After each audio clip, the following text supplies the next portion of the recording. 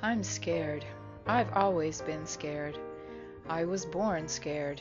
A birth by emergency cesarean section in 1938 was a scary event. My mother thought she was bleeding to death and was terrified. I was born with her terror in my veins. My fear increased when, instead of comfort and reassurance, I was daily bombarded with all the things that were wrong with me. I was supposed to have been a boy. I had pink hair. I had an unsightly dimple in my chin. Dimple in chin, devil within was a constant reminder. Then, as my hair became redder, I was told I had the temper to go with it. My belly button was an outie, and according to my mother, required tape to flatten it out. Instead of it getting flatter, as a toddler I picked at the tape and made sores on my little tummy. So I became more scared because I was so flawed. I would cry and my mother would shake me and scream at me to stop. But I couldn't stop.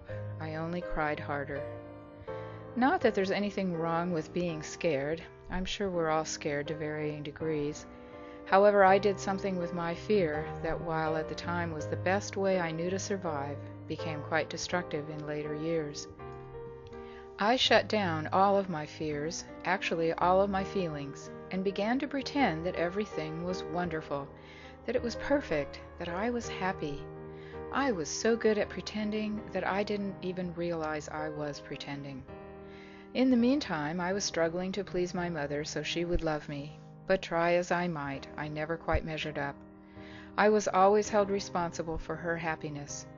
Then, when my dad killed himself, I was not only burdened with trying to make my mother happy, but as an only child, I became her parent as well. Far too big a job for a 14-year-old. I continued down the path that would please my mother, getting outstanding grades in school, going to college, becoming a dental hygienist, and finally marrying a man of means, which pleased her greatly.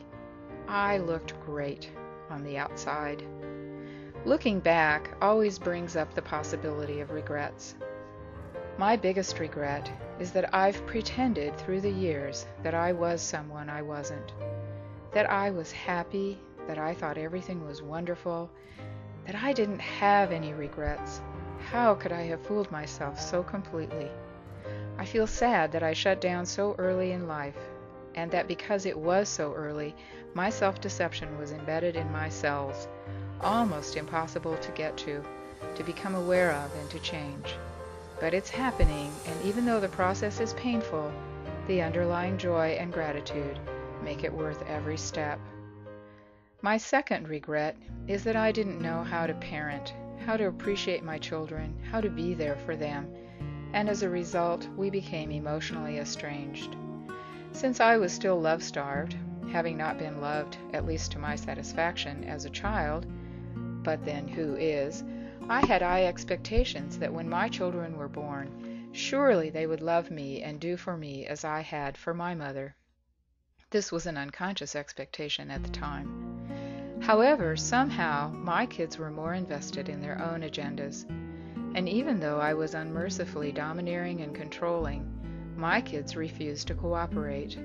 If I had understood all of this at the time, life would probably have been easier for all of us. However, I didn't understand all these things, so I continued to try to coerce them into my mold, and to their credit, they continued to resist. My dad's suicide note read, "Ask any psychiatrist and he'll tell you that you're better off without me." I never knew what he meant by that, but I certainly didn't feel better off without my daddy.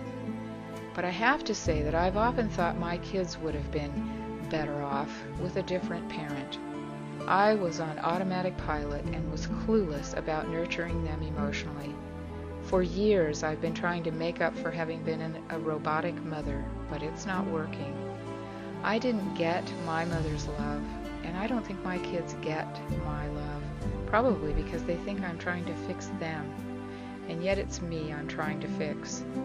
I love my children so deeply, but I don't yet know how to navigate the barriers that have grown up between us, how to heal the ache in my heart for a deeper connection with them.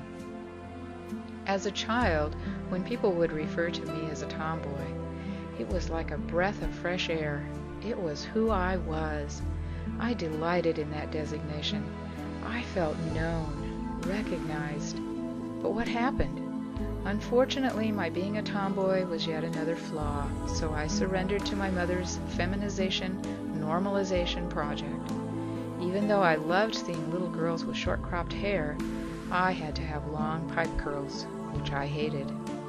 But in order to earn some semblance of love from my mother, I had to follow her agenda to the letter. Which brings me to my third regret, that I never truly lived as my lesbian self. After I walked out of 2 marriages, I finally woke up to that tomboy again. I'm a lesbian, and it took until I was 49 years old to come to that realization. Even though initially my 15-year relationship with my partner seemed to awaken me to that long repressed core of my true sexual and emotional identity, after a year or two the relationship became yet another of my fantasies, that everything was wonderful, that we were happy, and we would walk off into the sunset and live happily ever after.